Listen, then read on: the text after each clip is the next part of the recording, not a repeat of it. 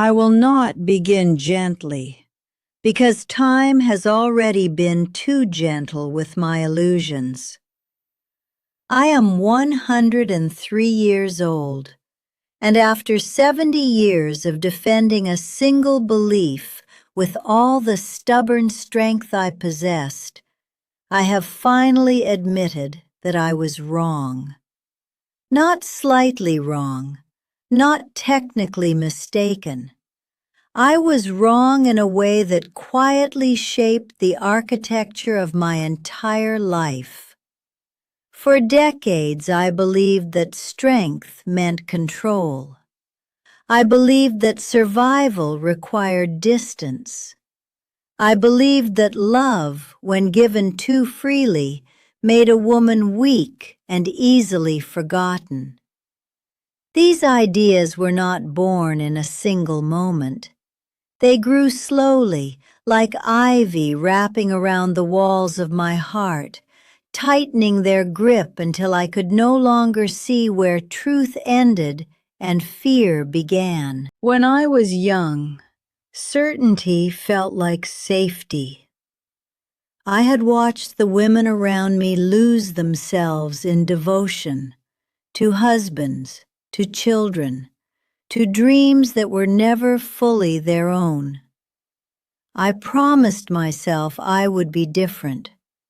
I would build a life that could not be taken from me. I would never beg for affection. I would never allow anyone to hold the power to wound me deeply. At the time, this decision felt wise. It felt modern. It felt strong. And so I constructed a version of myself that could not easily be touched. I worked tirelessly. I achieved what others admired.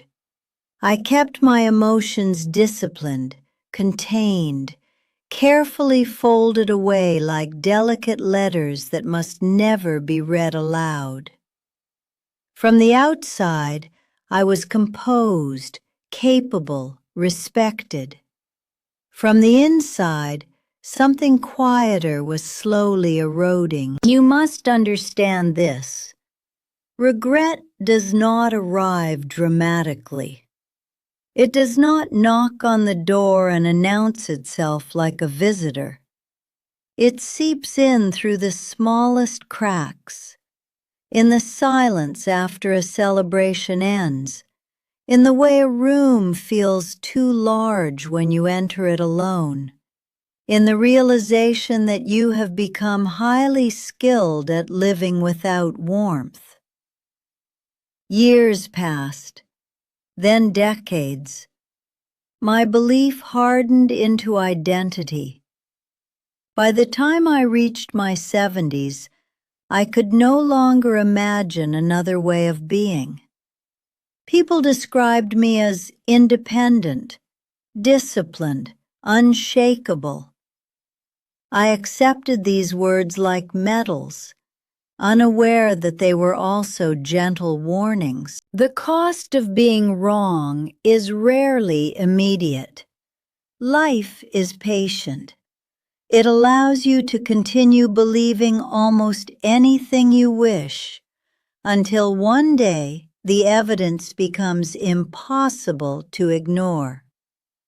Mine did not arrive as a tragedy or a sudden loss. It arrived as a quiet accumulation of absences. Empty chairs at family gatherings, conversations that never became confessions, love that stood at the threshold of my life but was never invited fully inside. If you are listening to me now, perhaps you imagine that clarity comes early to those who live long.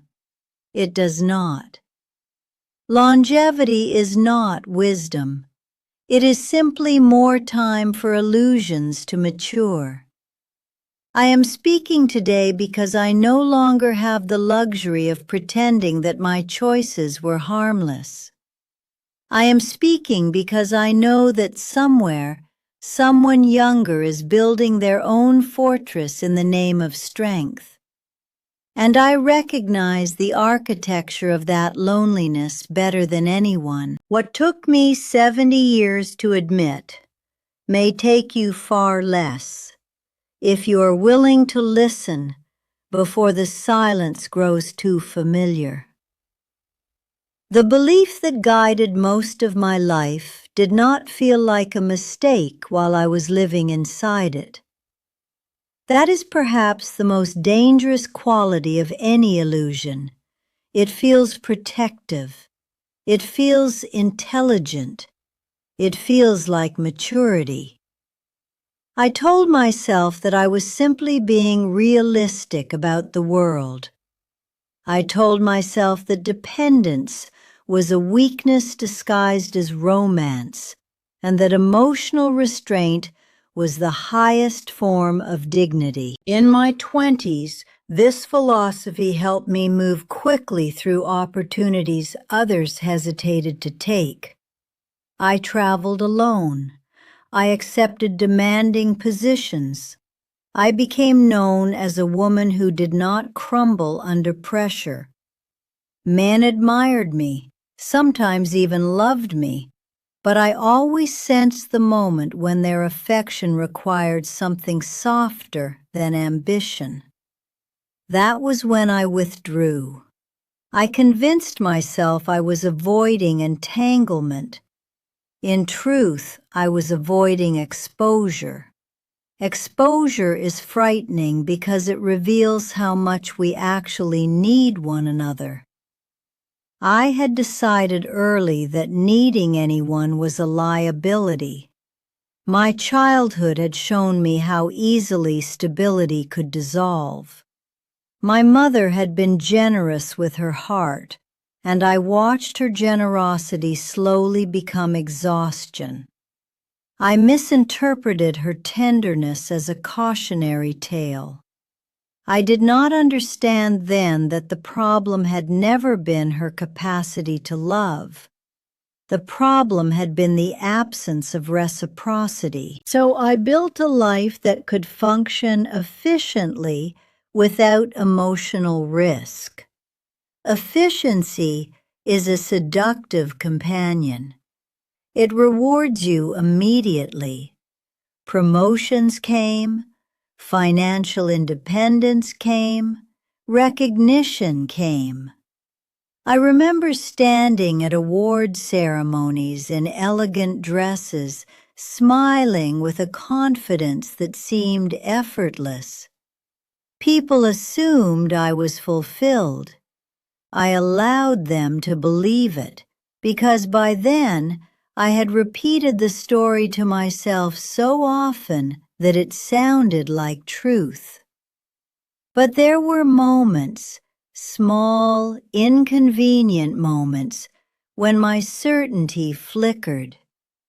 A friend once told me, after a long dinner, that she envied my freedom. Then she paused and added, very quietly, that freedom sometimes looked like isolation from the outside. I laughed it off at the time.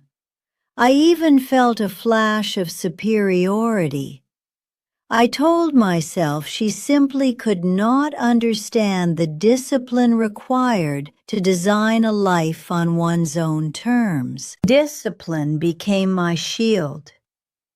When relationships became complicated, I worked longer hours. When loneliness pressed against my evenings, I filled them with plans and productivity. I believed movement was the same as purpose. I believed noise was the same as connection. And because the world often rewards visible achievement, I had little reason to question these assumptions. By the time I reached my 40s, my reputation was firmly established. I was reliable, composed, decisive. Younger colleagues sought my guidance. They saw a woman who had navigated life without relying on anyone's approval. I spoke to them about resilience, about self-sufficiency, about the importance of maintaining boundaries so strong the disappointment could never penetrate them. What I did not speak about was the strange heaviness that sometimes accompanied my success. It would appear late at night, after the phone stopped ringing and the city quieted into sleep. I would sit with a book open in my hands and realize I had not turned a page for nearly an hour.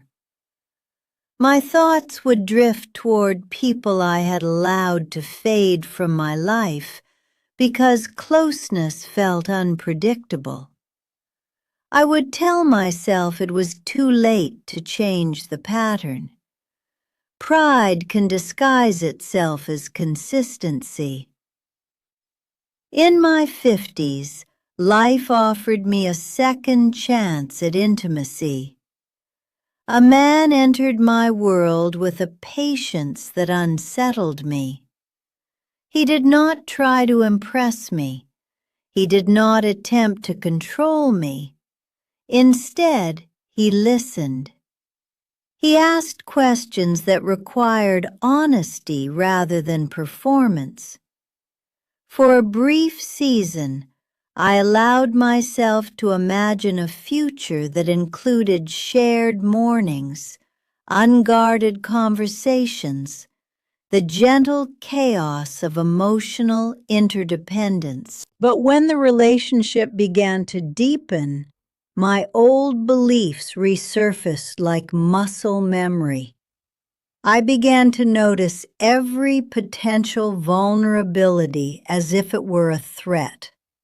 I questioned his intentions. I created distance under the pretense of independence. Eventually, he told me that loving me felt like trying to warm his hands over a fire that was always just out of reach. I watched him leave with an expression I would later recognize as quiet heartbreak. At the time, I told myself I had protected my freedom. What I had actually protected was my fear. There is a significant difference, though it may take decades to recognize it. As the years continued, the pattern repeated in subtler ways. Invitations were declined. Family visits were shortened. Emotional conversations were redirected toward safer topics. I became highly skilled at maintaining a pleasant surface while withholding the deeper currents of my inner life. People described me as strong because they could not see the effort required to remain so tightly contained. The world continued to validate my choices. Success is often interpreted as evidence of correctness. Yet somewhere beneath the applause and the polite admiration, a quieter awareness was forming. It was not dramatic. It did not accuse me loudly. It simply lingered, a persistent question about whether a life optimized for control might be missing something essential. I did not yet have the courage to answer that question, but it had begun to follow me patiently into every stage of my aging. The true cost of being wrong does not reveal itself all at once. It unfolds gradually, like a landscape emerging from fog. By the time I reached my 60s, I had become so accustomed to my own emotional distance that I could no longer clearly distinguish between peace and numbness. I told myself I was content. I told others I had no regrets. The words sounded convincing enough, that even I believed them most of the time. Yet life has a way of placing mirrors in your path when you least expect them. Mine appeared through the aging of the people I loved. Friends who had once been vibrant and tireless began to slow down. Some grew fragile, some grew ill. I attended more hospital rooms than dinner parties. In those quiet spaces, surrounded by the hum of machines and the soft shuffle of nurses' footsteps, I witnessed something that unsettled my lifelong assumptions. I saw how much comfort people drew from the simple presence of those who loved them. I saw hands being held without embarrassment. I saw long married couples communicating entire histories with a glance. I saw children sitting patiently beside parents who could no longer remember their names. And I realized that the strength I had spent decades cultivating had left me ill-prepared for these moments of profound human tenderness. When my older sister fell seriously ill, I became her primary support. We had always been close in a practical sense, but not emotionally intimate. I organized her appointments, managed her medications, ensured her home remained orderly and functional. I performed competence flawlessly. What I struggled to offer was vulnerability. One evening, as the sun faded through her bedroom curtains, she reached for my hand and asked me a question I will never forget. "Why do you always act as if you are only visiting your own life?" I did not answer her. I could not. The truth was too uncomfortable to articulate. That question followed me long after she was gone.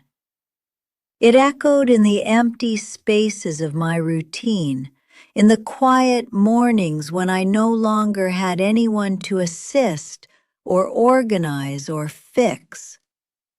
Without the distraction of being useful, I was forced to confront the unfamiliar terrain of simply being. In my 70s, retirement removed the structure that had once defined my days. At first, I welcomed the freedom. I traveled, I attended lectures. I maintained an active schedule that allowed me to continue avoiding deeper introspection. But the world was changing, and so was I. Physical energy began to decline. Social circles grew smaller. The pace of life slowed in ways I could not entirely control. It was during this period that loneliness stopped being an abstract concept and became a physical sensation. It sat with me at breakfast. It accompanied me on evening walks. It lingered in the silence of holidays that passed without meaningful celebration. I began to understand that independence, when taken to its extreme, can become a kind of exile you impose upon yourself. Still, admitting this felt like surrendering an identity I had spent a lifetime constructing. Pride does not age gracefully. It clings, it argues. It insists that consistency is more admirable than change. So I continued to defend my philosophy, even as evidence accumulated that something vital had been misunderstood. The turning point did not arrive dramatically. There was no sudden revelation, no cinematic moment of realization. Instead, clarity emerged through repetition, through countless small encounters that illuminated the same truth from different angles. A neighbor who checked on me during a winter storm. A former colleague who confessed her fears about growing older alone. A grandchild who asked why I never spoke about love the way others did. These interactions began to erode the certainty I had once considered unshakable. I started to notice how often I described my life in terms of achievements rather than experiences. I noticed how carefully I avoided conversations that required emotional transparency.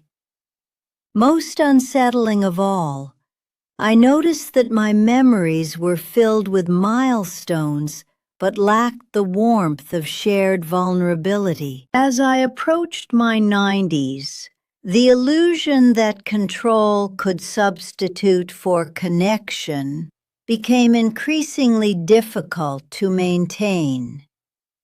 Aging has a way of simplifying your priorities, whether you are ready or not. The body demands attention. The future becomes shorter. The past becomes heavier. You begin to understand that the qualities you once celebrated in yourself may also have been the very barriers that prevented deeper fulfillment. The realization did not make me bitter. It made me curious.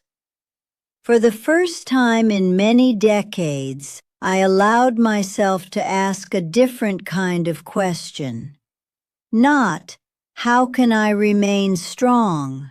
But, what if strength was never meant to mean solitude? That question marked the beginning of a slow internal transformation. It did not erase the consequences of earlier choices. It did not magically restore lost opportunities. But it opened a door, a quiet, humble door, toward a new understanding of what it means to live fully, even at an age when most people believe the essential lessons are already behind them. By the time I turned 100, I could no longer deny what had been forming inside me for so long. The belief that had guided my life was not protecting me. It had been protecting my fear of being truly seen. And fear, when left unchallenged, can shape a destiny as surely as any deliberate decision. Admitting this truth required more courage than any achievement I had ever pursued. Yet once I began to speak it aloud, first to myself, then to others, I felt an unexpected lightness, as if decades of silent tension were finally loosening their hold. Now, at 103 years old, I no longer speak about strength in the same way I once did. Time has reduced many of my certainties to quieter, humbler understandings. The fortress I spent decades constructing still stands in some form. You cannot dismantle an entire lifetime of habits overnight, but its gates are open now. And through those open gates, something unexpected has begun to enter. Peace. Not the rigid peace of control. Not the carefully managed calm that depends on keeping the world at a distance. I am speaking of a softer peace, the kind that comes from allowing yourself to be imperfectly connected to others. The kind that accepts that vulnerability is not an error in character, but a condition of being human. If you had met me 50 years ago, you might have admired my composure. You might have mistaken my restraint for wisdom. I did. That is why I share this confession now. I am not speaking from a place of self-pity. I am speaking from the rare clarity that arrives when the future is no longer crowded with plans, and the past finally reveals its patterns without disguise. What was I wrong about? I was wrong to believe that love must always be negotiated like a contract. I was wrong to assume that independence meant refusing emotional reliance. I was wrong to measure the success of my life by how little I needed anyone. The truth I have come to understand is both simpler and more demanding. We are not designed to live untouched. There is a quiet tragedy in realizing too late that the moments we guarded ourselves against were often the very moments that could have given our lives deeper meaning. I do not regret my achievements. They shaped me. They sustained me. But they did not hold my hand when the nights grew long. They did not soften the echo of empty rooms. They did not teach me how to receive care with the same grace I had spent years offering competence. If you are younger than I am, and almost everyone who hears my voice will be, then you still have time to examine the beliefs that feel unquestionable today.